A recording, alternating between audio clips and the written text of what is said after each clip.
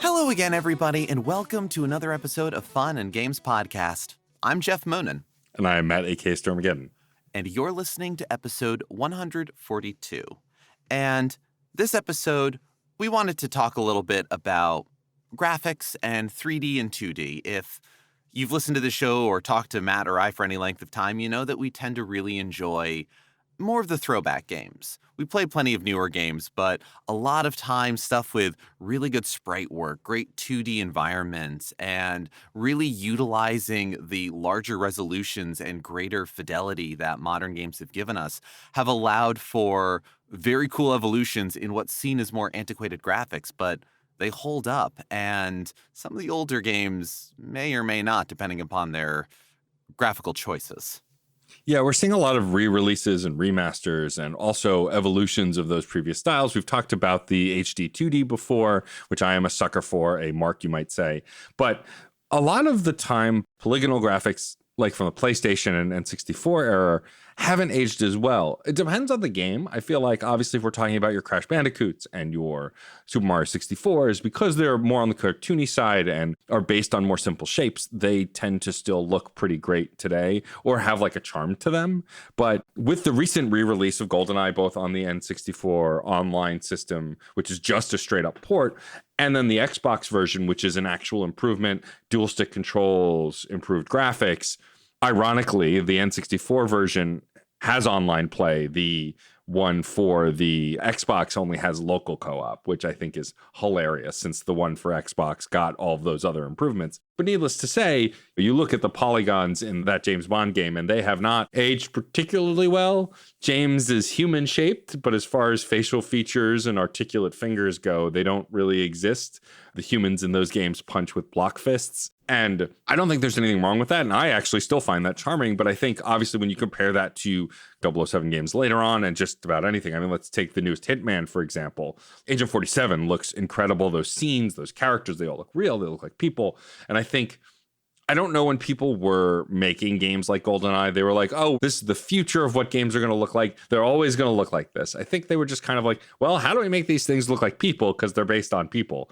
It was like a stopgap almost. Well, I don't know what you're talking about. Those blocky fists are exactly how I remember GoldenEye the film. That's just what the world looked like back in 1997. It's true. It's like the whole Bigfoot was always blurry. He's a blurry creature. The cameras aren't blurry. The cameras aren't blurry. It's a very clear shot of a very blurry primate. That's exactly how these things work, totally. But I also feel as though the graphics at the time, those were cutting-edge graphics. Right. And this is that necessary push and pull of antiquity, I suppose, where if you try to make something that is cutting edge, you may, and hopefully will, move forward technology, ideas, technique, whatever that is, but it's not always going to be cutting edge. Something is going to move past you, and if what you have is that it's cutting edge, it's going to dull. But yeah, you look at a lot of the games at that time, part of it is the fact that you're dealing with graphics engines that can only allow so many polygons on screen at a time. There is always an upper limit, but there does become a point where it becomes ridiculous. Back then, it wasn't. So you had to pick and choose how much shape, how much and how many shape would you like in your game. And you even look at things like the PS1 where I'm just going to off the top of my head, be like, oh yeah, you could display like 400,000 individual polygons on screen. Well, you then have to decide how many of those polygons go into each thing. Yeah. And this was something very funny that I, in preparing for this episode, realized was that, well, you mentioned HD 2D before, Matt. I mean, we are both fans of Octopath Traveler, and when we finally play it, Triangle Strategy is going to be very fun for us. yes, exactly. As well as, Live Alive and so many other of those pseudo-throwbacky things that what they did was use high-resolution sprites in 3D environments. Right. Now, in the PS1 era, let's look at Square Enix for a moment. There were two different approaches that I saw. There was the Final Fantasy approach, which was big old block people in sort of almost like matte painting. I'm blanking on terms and things, and someone's screaming at me. Pre-rendered, thank you. Yep. It was you that was screaming at me. The calls were coming from inside the house. But you have those pre-rendered environments that you are moving your Lego blocks around upon. and something like Xenogears, which was sprite work characters, so they could have a lot more animations and expression in 3D environments where you were, again, limited by polygons. And if you have a pre-rendered background, you can make it look as beautiful, as detailed as you want. If you want to fill a little hut with a bookcase and tons of little books and candles and fun details and little things, you can just draw it. There it is. If you have to model each individual object and place it within an environment, that is a whole other kind of workload. And maybe it looks better when you can move around in full 3D with it. But those are things to consider. And who do we talk about more? Certainly in terms of mind-blowing graphics, I suppose, Final Fantasy VII or Xenogears. It's not to knock Xenogears, but I think it also is a matter of choice, of compromise. And I think I'm going to be bringing up compromise a bunch this episode. But it's the idea of, yes, you have expressive characters, very cool sprite work, excellent things. Like, character is character. That's what you want. But if they're all going through drab environments, you aren't going to remember the locales necessarily as strongly as you would in something like a game with pre-rendered graphics, where, yeah, Cloud always looks the same, and Cloud doesn't even have a freaking mouth. But if you look around you, the cyberpunk looks of Midgar versus the ethereal otherness of the Forgotten City versus all sorts of places, those stick out as well, and those create a timeline versus just cool character, man. For sure. I think that problem, as we're framing it, that's not really a problem, is more apparent when you play the like pseudo remasters that came out, especially on the Switch. Like I bought Final Fantasy 7 and 9 on the Switch. I will probably fill in the gaps with 8, even though it's my least favorite, and 10 and 10-2, even though I have that on Steam and can play on the Steam Deck. You know where I'm going with this if you've been listening to the show. But when I was playing Final Fantasy 7, when it finally came to Switch, because they remastered the visuals, the polygons are sharper, but so are the pre-rendered backgrounds. And so what was hiding little polygonal potions on the map or little polygonal chests on the map were kind of melded with the kind of dark background, so you couldn't always see them. In the Switch version, especially on the OLED, bright as day. They are like beacons on those pre-rendered backgrounds. And it's because when they made these, they didn't anticipate a remaster or smoother engine that could kind of make these things pop. And like the Popeye effect of those characters, because they have these like thin arms but big hands and big heads, it was so they could be expressive. It was Square at the time, trying to make 3D sprites, like literal polygon versions of sprites, because the sprites were kind of animated around the same way before that. And what's interesting is that immediately in 8, everyone is more human shaped because things have gone further. And then by 9, they're cartoony in a Wind Waker kind of way, but like they are still more detailed than the sprites before, right? It's kind of like 7 walked so 9 could run as far as sprite work goes and polygons go. And like you talk about Xenogears, like that was the opposite end, and something I want to talk about also. Having a PlayStation and having a disc system meant not only could you do more polygons, but you could also put full motion video, animate cutscenes, and animation in general in games. And some games were just like, we're going to just throw all these animations because we can. And it looks like a Saturday morning cartoon or a bad bowling video, you know? And Absolutely. And I think it's really interesting because Xenogears is a really interesting example of like that anime aesthetic in the early PlayStation era that really worked, but sometimes felt odd just because of what they were trying to cram into a game. And there are plenty of other games that have done a worse job.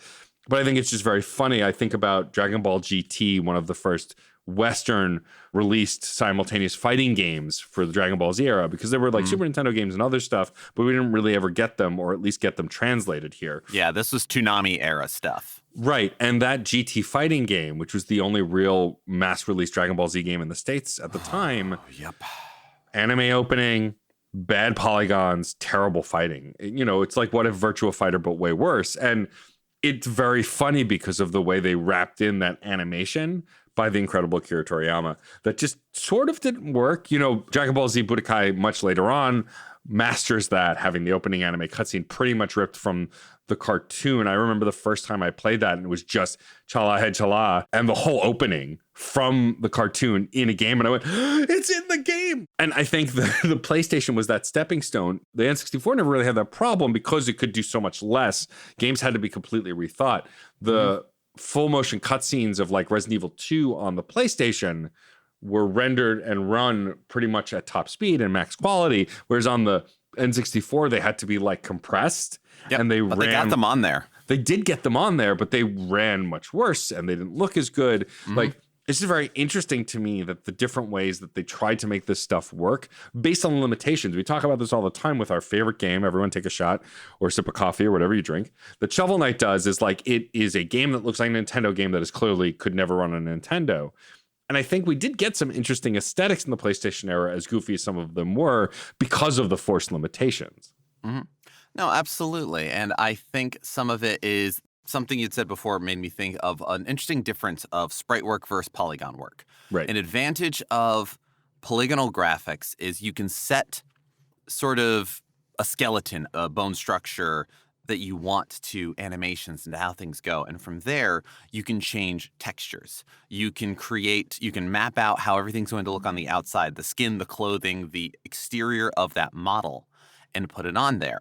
This allows for, in polygonal games, you to be able to change outfits for your characters super easily, and comparatively super easily. For the end user, it's super easy.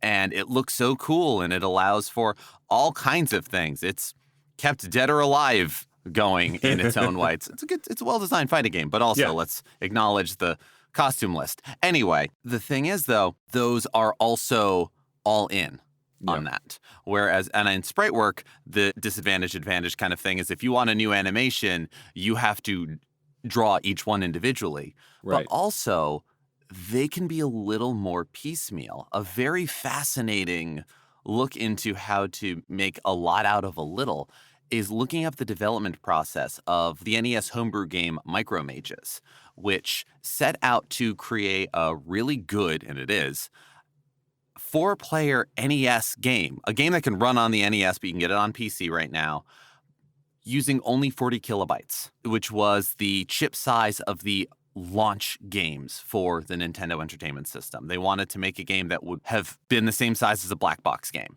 Right. And they did. And a lot of it was utilizing the way of like, okay, if you draw a boss and it's the same on both sides, it's symmetrical, why draw both sides? Draw one side and then have a mirror effect going on. Okay, if you've got a big ghost, there's a video that details all this, so they'll explain it better than me. But if we have a ghost and we want to have like a little wiggling effect at the bottom, we don't need to draw full animation cells for each of those. We just need to draw the wiggle effect or have something go where it shifts through them.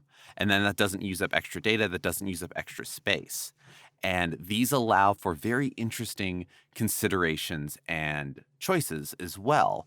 And so there's a little bit of back and forth as to how well these things age, how well these things work. And speaking of Final Fantasy, I think of most of my time playing Final Fantasy X and Final Fantasy X-2 has been on the PS4.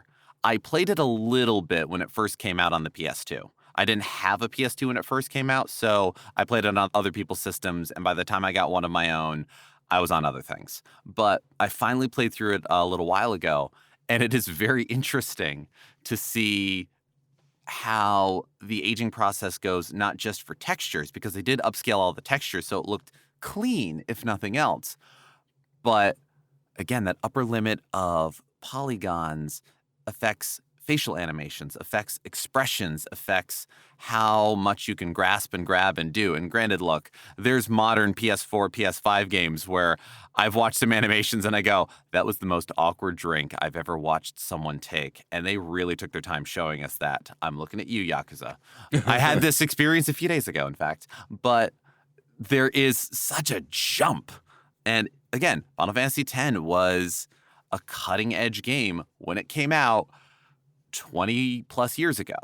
Yeah. Whereas certain deliberate choices in something that's not a Shovel Knight game, but people still talk about the look of Castlevania Symphony of the Night that came out a few years earlier, which always, I love to say, was in fact technically a 3D game. Yeah, the backgrounds, and there were enemies who were 3D. The cascade effect when you save your game was polygonal, like tons of stuff in there was 3D. Yeah, and so we've been doing the HD 2D idea since the days before HD, I suppose.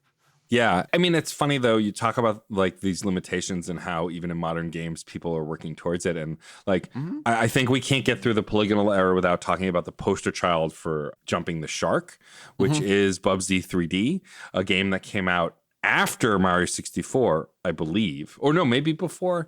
It was around the same time, and like you look at the two opposite ends of quality. But like Bubsy 3D on paper, I understand you want to make platforms, you want to create these spaces, use these vector graphics, use these polygons. But like it's famously one of the worst and most unplayable games ever created. But like born out of this desire to take the PlayStation and go, what if we could do more with platformers? What if we could take this character, who unfortunately all of his platformers were okay to mediocre. None of them really flew, though I loved the first two Bubsy games on Genesis. I played them a lot, but with Game Genie because they were unnecessarily hard. And they lived hard in the quirky mascot with attitude era. And so this definitely exposed its warts. And Bubsy 3D is a game where is famously covered on YouTube constantly because it's just one of those frustrating, mind-boggling games. I'm not as mystified by other people as why it exists, because I get that attempt, especially considering what Accolade had done before. And like all the flaws with Bubsy, some of the best sprite work and impressive looking backgrounds in a game of its kind on the Genesis. But then you get Mario 64 where they're like, well, what if we take this game that was based around basic shapes? You think about the blocks, you think about the Goombas and all the stuff, and make those basic shapes 3D. And I think one of the biggest reasons Bubsy was a failure is because they didn't create a world. They created a character and enemies, and then they just wanted to get the game out the door. They didn't build a world, whereas Mario 64 continues to be one of the best 3D action games, action platformer games ever made because they took the care to make the Mushroom Kingdom 3D. They had a place already. They had a location. They had an idea, and they built it from there. You know, of course, I don't know the intimate details of the production process for Bubsy 3D, but it's hard to deny that it was definitely rushed and definitely not a finished game. It was definitely chasing a marketing idea, would be my presumption. Yeah. And it's actually interesting that you say building a world before a character or anything like that. Mario 64, I feel there's a lot of stories told about how in the design process, make moving around the 3D environment as Mario fun before doing anything else. Yep. Make it fun and joyous. And something that I had meant to say before was I think a lot of where 3D games do age better than others is you hit the nail on the head pretty early on saying like Crash or Mario versus something like Resident Evil. Because there's a very good reason why Pixar didn't try to make people main characters for a very long time. I mean, Toy Story was kind of a Five Nights at Freddy's idea, you know, because Toy Story totally got the idea from a game that came out, you know, decades later. Not what I meant, but the idea of, well, we can do all these really cool animations, but we can't, they do look kind of wooden and toy-like. Well, they're toys now. Great, let's go. Mario is always a caricature of a person. Right. The Mushroom Kingdom people are never meant to be proportioned realistically. And if Mario Maker has taught us anything, when he is, it's terrifying. Correct. It's very weird. Tall, skinny Mario will live in my nightmares forever. He doesn't live in my nightmares, but it's just like, you live over here, okay? Okay? When I want to go to Burning Man, you're the first guy I'm going to call. But you're over here, buddy. And because of that, a lot of it is when you're not chasing perfect realism, because you're never going to get perfect realism, even in our super HD graphics, yada, yada, whatever level of things, you're not going to get realism. You're going to run into uncanny valley moments. You're going to run into things. It shouldn't stop us from trying to reach for it, but understand that that is one of its consequences. When Spyro, the Reignited trilogy looks great, beautiful, love it. Going back to it on PS1 isn't as painful as I feared it would be. Yeah. Also because Insomniac Games went out of their way to give it a big draw distance, to give a big sense of world. And again, you're dragons. Compare them to real dragons. I'll wait. And so anything with sprite work, you are already choosing to that's acknowledging the compromise in realism. There's no amount of sprite work that's going to look super realistic that is going to be part of a game. You can do super realistic sprite work, absolutely. I mean, honestly, you put a photo up on a computer screen, that's a philosophical argument. I'm sorry, I'm going to back away from that one. But if you are trying to create anything with the ZX Spectrum, with an Atari, an NES, an SNES, sprite work on a modern PC, no matter how large of a resolution you do, how detailed of the drawing it is going to be stylized. It's going to be stylistic. And so the 3D games, the polygonal games, that even in the days where there are next to no textures, it's flat shaded, they hold up better if they're not trying to be hyper realistic, but you're playing with your toys, or they are some sort of caricature or some sort of choice. Mario does have the benefit, even back when Mario 64 came out, of a lot of games behind it, a lot of history and touchstones of you recognize the mushrooms, you recognize the coins, you recognize the enemies and the people, and the new ones just kind of get folded in there nicely. That's not to say that Mario 64 isn't a great game. It's a lot of fun. But these are the considerations in that aging process. For sure. And I think it's why we're jumping a little ahead of the PlayStation, but why folks, myself included at the time, and why I still haven't played it, raged so hard against Wind Waker, because you had a console from Nintendo that could finally render a quote unquote realistic looking Link. And in that tech demo we got at the early GameCube era of Link and Ganon fighting with these kind of smoother graphical improvements, to then go hard left into cell shading and animation, upset a lot of people. And I think it was at the time not just, I want a realistic looking Zelda, though that was a lot of it, but it was just, you have more power, why would you do that? And the answer is because you can make an even better game if you make those concessions and stylize it. And I think the smarter PlayStation games, the smarter N64 games, just the smarter polygonal games in general, leaned into that. Not to say that the people making Resident Evil weren't smart, because Resident Evil is like the grandfather of survival horror on modern consoles. And even though Resident Evil 1, voice acting wise, will never be of quality, then came kind of back around. Still, it comes back around and it actually enhances the experience, I feel. Right. But when you take that game and make the GameCube version that was way more realistic and way more creepy, that was the precursor to what we now have with the Resident Evil 2 remake and the Resident Evil 4 remake, like the Dead Space remake, taking games that were functionally did the job and how do we improve them, right? Yeah. And I think that for me as a player, and I don't know that this is for everyone, graphics will never determine my experience. I can play a game with quote unquote bad graphics, whatever that means to you, and still enjoy it. But I know a lot of people who try and go back and play Super Nintendo games. I've had people tell me, I'm not going to play Chrono Trigger. What is with these sprites? I want realistic looking people. And it's like, that hurts me in my heart, because games are more than what they look like. However, you think about games like Control or The Last of Us Part 1 and 2, they are so real looking that there is not much more room to grow, right? Especially with a game like Control that facial captured their actors, and a lot of the characters in the game look like their actors, especially Jesse Faden. At that point, we have hit the benchmark. It'll always get better, run faster, look a little more detailed, whatever, better lighting, though I still think ray tracing is a crock of shit because it makes your game run slower, like 30 frames, but ray tracing, why? It's blast processing. It's not blast processing. It's not.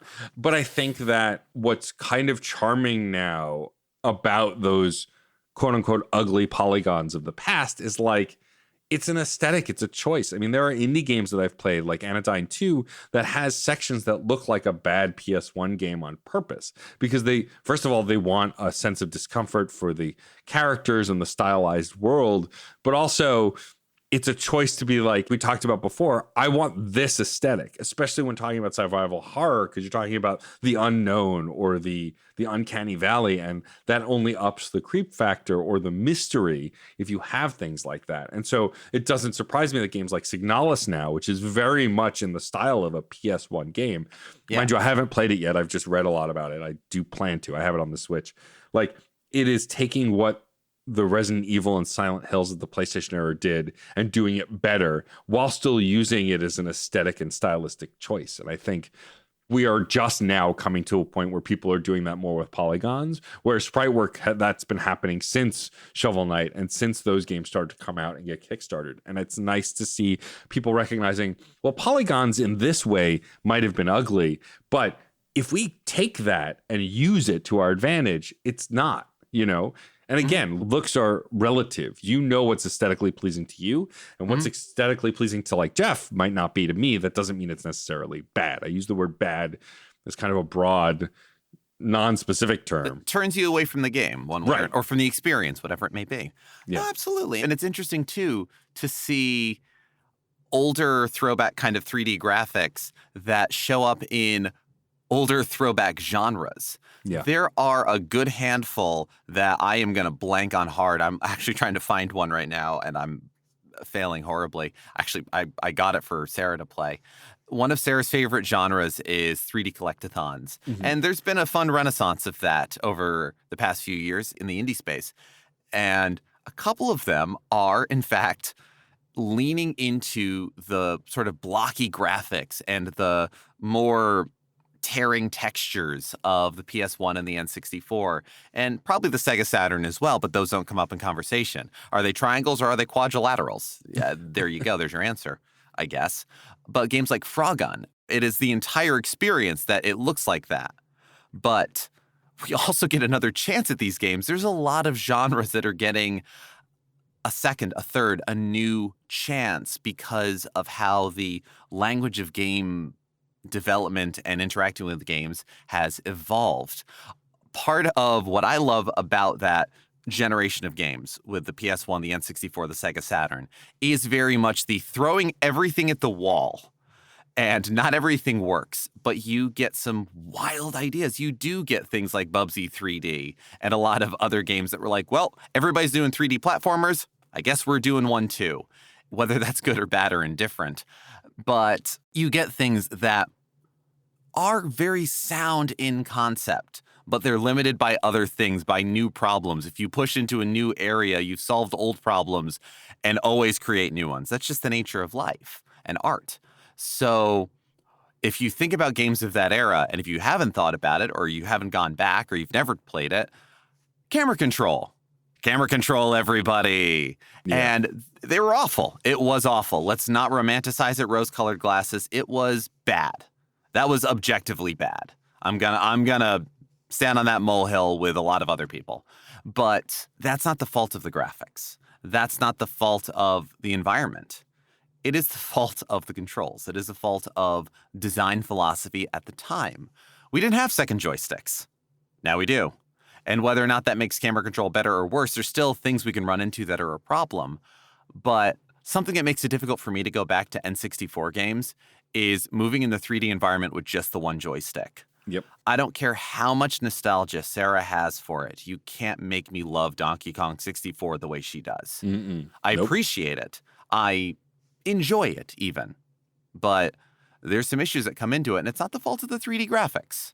It certainly isn't. And so it's kind of fun to see what people are doing nowadays. It's very much to Gunpei Yokoi's theory on lateral thinking with withered technology. What was once cutting-edge graphics is now an aesthetic to choose and to utilize. As design philosophy has evolved, the fault is not in the look. You have now chosen to take what was once cutting-edge and make it your palette for what you are doing. Modern sprite work is always that. Any sprite work is that, honestly. And even as you are trying to make it cutting-edge sprite work, it's still artistry. Creating 3D polygon graphics is artistry. That's not to any of that, but it is compromise in realism. And so it's a lot of fun to see what genres still work in that aesthetic, in that choice of things. We haven't seen a lot of, or at least I haven't, of throwback games that use PS2 era graphics. It's very much the PS1 era. There were 3D games before that. I mean, let's put the facts on the table. I believe the first recognized or easily recognized, if you do 5 minutes of Googling, 3D polygonal game came out in 1983. Yeah. It was the arcade title iRobot. Flat shaded, 3D polygonal graphics, very Star Fox. If you're familiar with the Super FX chip, you've seen iRobot in its way and its look. So it's not as if 1994 defined what early 3D graphics looked like, but it's burst into the mainstream, and it's something we go back to. And how much do those things tax your system now? And now what is your upper limit of polygons on screen while still doing your best to recreate the T-Rex tech demo from the PS1? Yeah, I mean, I think that games now have an aesthetic based on modern movie genres and aesthetics. I feel like the sense that the sprite work is an aesthetic, that polygons are aesthetic, we lose as graphics get better, because then it just becomes how real can it look, right? Or how good and sharp can it look? Like, obviously, Mario Odyssey is not going to look real per se, but you mentioned a T-Rex. The T-Rex looks pretty much appropriate to our modern conception. Well, our somewhat modern conception of a T-Rex, since actually T-Rexes had feathers. Right. But like the idea of like, it looked like a Jurassic Park T-Rex in a Mario game is a huge advantage. But, you know, the rest of the game is still cartoony, Pauline, but then there were real looking humans in New Dock City. Like, yeah, that was funny as hell. That was just a weird cognitive moment, and I love them for it. But it's one of those things where, like, I feel like games and franchises have aesthetics more differently now than, say, you know, a style that was very pronounced in the N64 PlayStation era and before, because again, we were working within limitations. Whereas now on the PS5 and the PC, modern PCs, it's just how good can it look? And I like that for the most part, it's the indie space. There are some AAA studios that are exploring this as well, but mostly indie studios are going, but what if we didn't make it as good as it could look? We make it as good as we want it to look up into a point. Take another drink, looking at Shovel Knight Dig, the sprites look way sharper than the sprites in the original Shovel Knight. Yes, they do. But they don't break the boundaries of what Shovel Knight should look like, if that makes sense, right? It's like the first game was a Nintendo game and this one's a Super Nintendo game, but they are still following the rules of a world building based on graphical fidelity upgrades.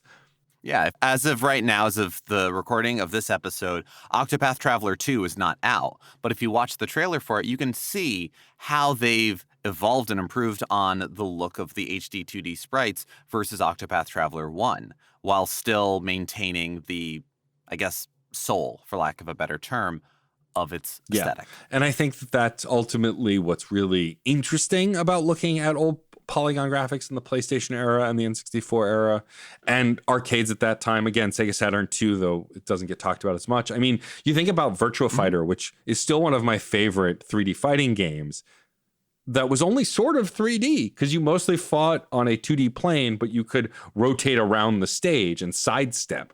And like, that was at the cutting edge of fighting games. And now Virtual Fighter is mostly just another fighting game, just like DOA and just like Tekken and all the others. But those games, Tekken, Virtual Fighter, and Dead or Alive specifically, in those early days of 3D graphics, like thinking about what Gunjack looked like in Tekken 1 versus anything else after. How anybody looked in Tekken 1, but yeah, no, Jack skipped leg day. It's because forever. It's just because, like you said, they had a limited amount of polygons. They want to make a certain aesthetic and look, and so they just did what they could with what they had.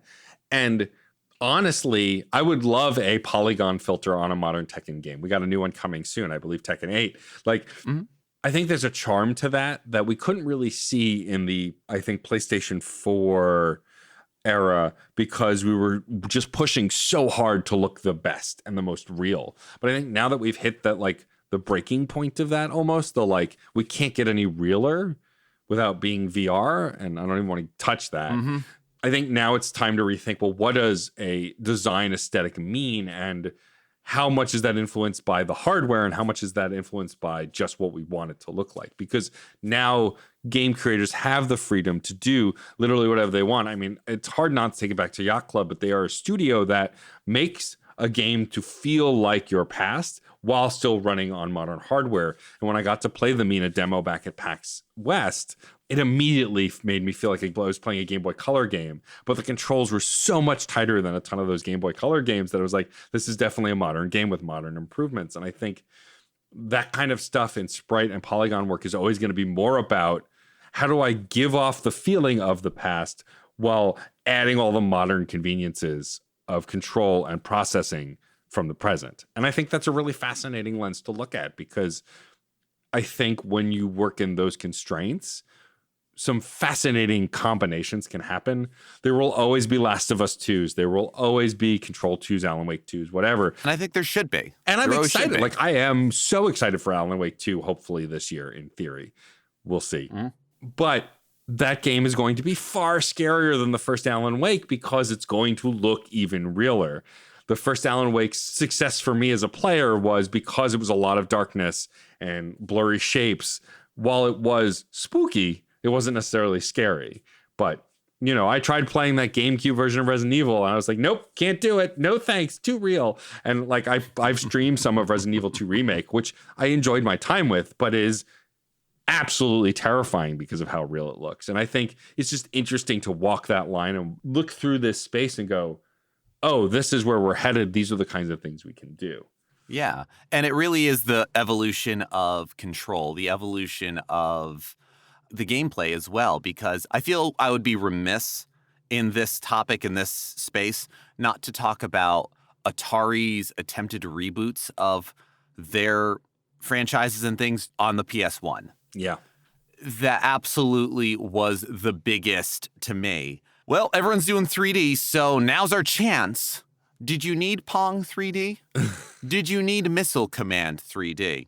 I mean, there are ways to make those genres and that gameplay experience work in a 3D environment or with 3D graphics, but it definitely reeked of 3D for the sake of. Yeah. And when you have, your Pong paddles, jiggle just a little bit when they hit the ball to just show the animations and the things like that. But it's ultimately a much sloppier experience where something like that, those old arcade experiences were built on precision or whatever precision you grew accustomed to. Some of them fared a little better than others. Right. Say what you will about Q*bert, but it already was a polygonal experience. And maybe a modern stab at what the PS1 Q*bert was trying to do would look really cool. But Q*bert was already kind of cartoony and flat. So with those sort of flat shading, it wasn't great, but it didn't look nearly as bad as some of the other attempts, as the cinematics of PS1 Missile Command. Probably the only one that Frogger is a whole other thing. Yep. I think it was also because they pushed it so hard. It's like, this is real gaming, people. Okay. But Tempest X3 was probably the closest to that because it was a polygonal game in its way. It was the vector graphics, and they didn't push that as hard as they might have other ones. It was already partway there, which is why in early 2D to 3D transitions, modernizing those franchises, the ones that fared the best out the gate were the ones that already had a little bit of 3D design to them. Zelda versus Castlevania, for example. But nowadays, with either retro designs or better sense of control and developers, programmers, people on a game development team that have a great deal more experience working in these environments and a lot of stuff on the Unity engine, let's be real, you can bring back those old arcade experiences now. And even if you wanted to give them 3D graphics, we could argue the point of that. But you could argue the point of any design decision, but it might actually work a little better. For sure. It's funny you bring up Frogger, a game that is the PlayStation game, that first Frogger game.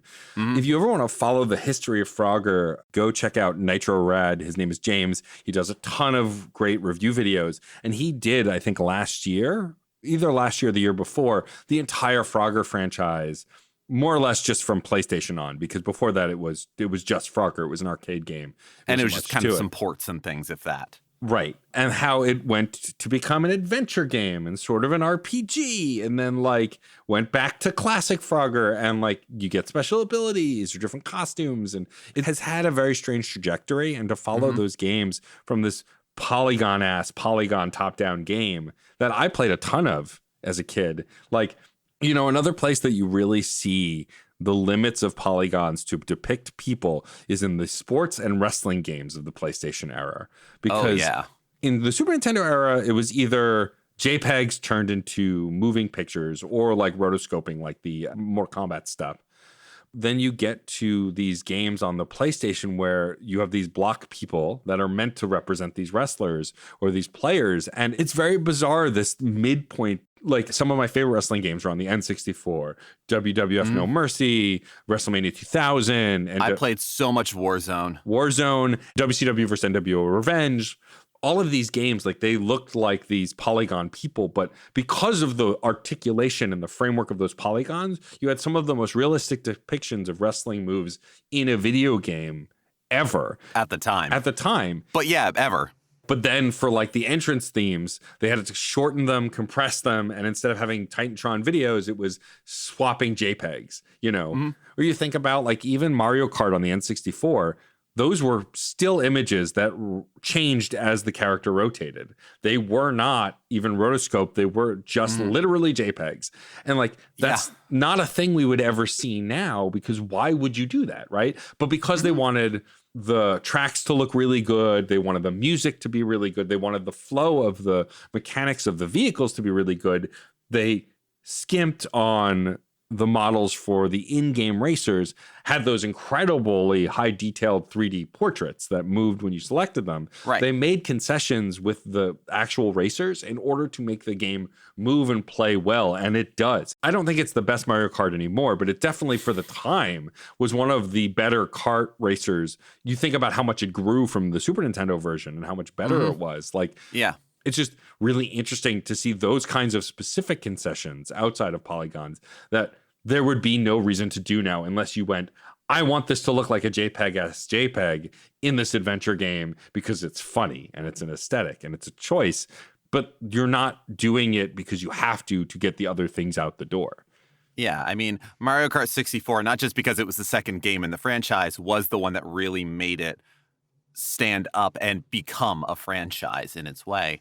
And yeah, those compromises also dictated which genres kind of rose and fell in a way. I mean, there were a lot of 3D fighting games or polygonal fighting games that came out around that time because, yeah, upper limits on things, compromises that are made. If you don't need to make tons of enemies and populate the screen with them, you just need two guys, two people, two figures, two whatever, smacking away at each other. You can make them as detailed as you want. Yeah. You can give them all the moves that you want. You can do all of these cool, realistic things. And periodically, if you get them in a good grab or something cool, the camera angle can change and you've like smacked them to the ground, thrown them in the air, run up the guy's chest, whatever it is. And it makes that nice little bit of cinema. And that is a smart use of your limitations. Because if you go, well, we've only got so many polygons we can do. Well, let's divide them up. And then the backgrounds can be the backgrounds. Yeah. And then that could evolve from there. And you've already set the bar that fighting games have built on since. You don't have very many true 3D in movement fighting games, but you have 3D models in a 2D movement space. And you still have to have those sort of design ideas in mind. Yeah, I mean, I think about a game that we're talking about fighting games and like limited sprite work that would have never existed without its limitations, I don't think, is Clay Fighter and Clay Fighter 63 1/3. Having these sort of pseudo 2D sprites based on 3D clay animation that was actual claymation is so fascinating. Whereas if we were to do Clay Fighter now, we'd render the clay people. Like you could just do claymation as a video game. You think about... It's like Neverhood and the Skull Monkeys. Right. Or even like Cuphead. That is a game that shows what taking something that was forced to be a certain way from the past and put it in a modern space. Like that animation at the time, Betty Boop was done that way because there was no other way to do it. So then to do that as a video game later, but still do it all hand-drawn and pretty much do it the same way, it shows how technology boosts this kind of aesthetic. And I think that what I'm curious about in the PlayStation 5, Xbox Series X, and modern PC era, and the Switch as well, although it's in less power stance than the rest, how much more of those aesthetic choices get made as we continue to make games, because there will always be the AAA, the prettiest, most realistic, best sounding, best story games.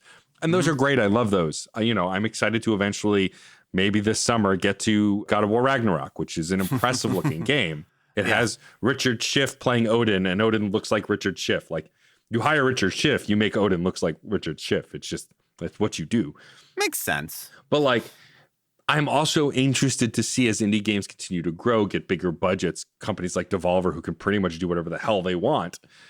the choices they make with our past to create things that we could have never seen at the time. And I think that's what will always make me look fondly back on the dated 3D graphics of the PlayStation and N64 era, is it just lays the groundwork for someone who grew up playing that going, well, how do I modernize that? How do I bring that to the forefront? Because that's often what that is I grew up playing this. How do I make this as that, you know? Absolutely. There's a lot of indie games that almost have that as kind of their secret tagline, what if this but better, or what if this but also this? Yeah. And I don't see that as a downside. So many games come out, honestly, having that shorthand is very useful.